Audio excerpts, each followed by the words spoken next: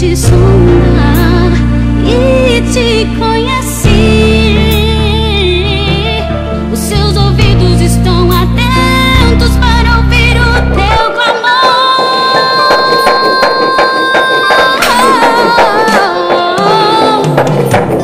Deus tem um milagre na hora certa. A nuvem passará, o milagre vem do outro lado do mar. Solução, direção, Ele quer te dar, e o teu fardo Ele vai tirar. Cuida de você e jamais te abandonará. É só confiar. Insista, não desista.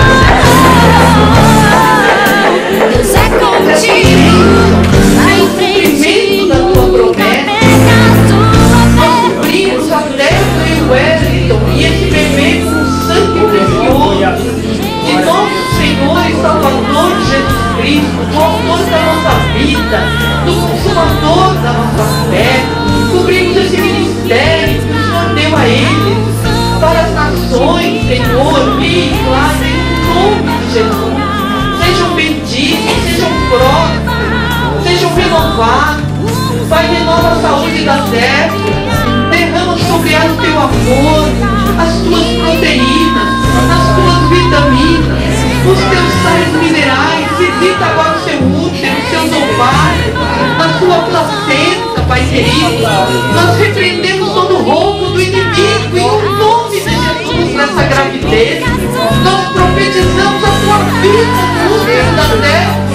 Oh, menino, eu sou muito guardado no ventre da minha mãe. Guarda essa criança que é o caminho teu aqui na terra, Senhor. Guarda o Wellington como pai, como esposo. Guarde a Débora como mãe, como tua serva, como esposa. Pai, que esse casal venha mais e mais a se alegrar e trazer alegria como nessa noite para as nossas vidas. Que venha sobre eles a dupla honra de nosso Senhor e Salvador Jesus Cristo. Que para cada dia de humilhação, de vergonha, nós profetizamos dupla honra, profetizamos ressurreição de sonhos, ressurreição. E Deus derrama poder, Deus derrama autoridade sobre vocês. Deus levanta e traz com poder e diz para ti, filha, é o cumprimento da minha palavra. E eis que apenas o começo de uma nova história. Estou eu preparando um novo CD. Estou eu honrando a tua vida com o teu.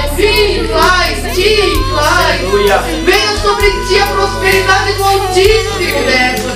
Venha sobre ti a prosperidade do Altíssimo, Wellington. No nome santo de Jesus, resplandeçam no mundo de trevas.